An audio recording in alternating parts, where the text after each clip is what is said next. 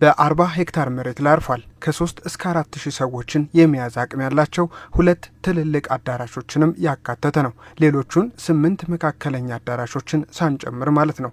ይህ ስፍራ በቅርቡ በጠቅላይ ሚኒስትር ዶክተር አብይ አህመድ ተመርቆ ለአገልግሎት ክፍት የሆነው አዲስ ዓለም አቀፍ ኮንቬንሽን ማዕከል ነው። ማዕከሉ ለአገልግሎት ክፍት ከተደረገ በኋላም ታዲያ በርካቶች እየጎበኙት ይገኛሉ። ከነዚህ ጎብኚዎች መካከል የተፎካካሪ የፖለቲካ ፓርቲዎች ተጠቃሽ ናቸው። ማዕከሉ የአፍሪካ መዲና የዓለም አቀፍ ዲፕሎማቶች መቀመጫ የሆነችውን አዲስ አበባን በሚመጥን መልኩ መገንባቱ በጥቅሉ የሀገርን ገጽታ ገላጭ ሆኖ በማግኘታቸው እንደ ተፎካካሪ ፓርቲ አስደንቆናል ብለዋል። በዚህ በአጭር ጊዜ የተሰራውን ሳናደንቅ ማለፍ እንደ ንፉግነት ይቆጠራል። ይህ ሴንተር እኔ በጣም የተደነቅኩበትና በጣም የተደሰትኩበት ቢኖር አድዋንም አደንቃለሁ። ሌሎችንም የተለያዩ አሁን በአጭር ጊዜ የተሰሩ የልማት ኮሪደሮች አይቻለሁ።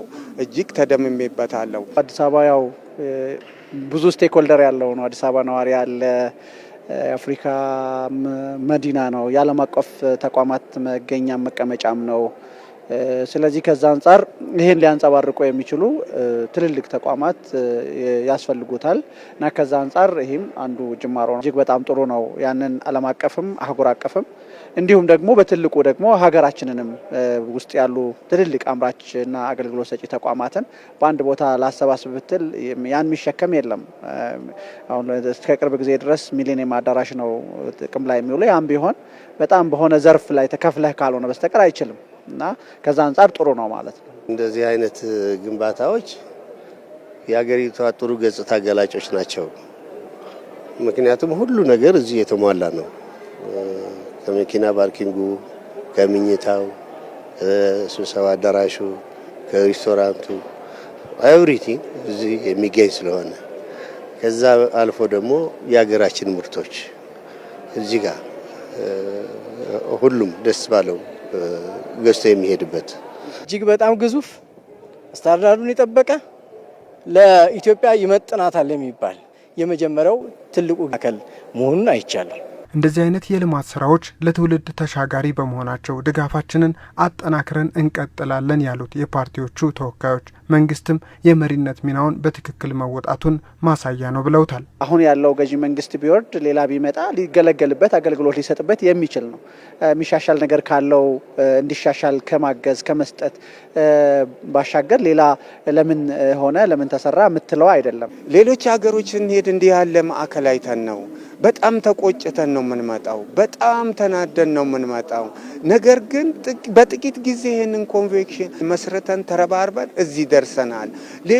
ሌሎችንም የምንመሰርት ስለሆነ መበርታት አለብን ብለው ይችን ቃላቸውን ሰጥተውናል። ትክክል ነው። ከዚህ የበለጠም ደግሞ እንሰራለን።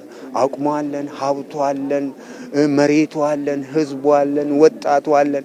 ምንድነው የሚጎለን? ማዕድኑ አለን። ሁሉ ነገር የተመቻቸልን ነው። እንደ ፖለቲካ ፓርቲ የተሰራውን ማድነቅ፣ ሁለተኛ አባላት ደግሞ ይሄንን ሳፖርት የማድረግ የኔ ነው ብለው የመግለጫው ተሳታፊዎች እንዲሆኑ ራሳቸው የኛ ሀብት ነው የኛ ጥሩ ገጽታ ገላጭ ነው የሚለው ስያሜ እንዳድራቸው ማድረግ ነው። የአዲስ ዓለም አቀፍ ኮንቬንሽን ማዕከልን ጨምሮ በአዲስ አበባ ከተማም ሆነ በተለያዩ ክልል ከተሞች እየተሰሩ ያሉ የልማት ስራዎች ሀገርን የሚያሳድጉ በመሆናቸው ተጠናክረው ሊቀጥሉ ይገባልን ብለዋል። ለወደፊትም ተለውጠን ህዝባችን የበለጠ በቴክኖሎጂም ሆነ በሳይንሱም ሆነ በልማቱም ሆነ ኢትዮጵያ ከፍ እያለችና በጣም በዓለም ላይ እየደመቀች በመሄዷ እኔ በጣም ደስተኛ ነኝ።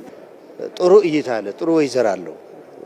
ስለዚህ ይሄ እየተለመደ እንዲሄድ ማህበረሰቡም የኔ ነው ብሎ የሚጠብቅበት እድል ተገኝቶ ቢስፋፋ ጥሩ ነው። ስለዚህ ስሙም ተገቢ ነው።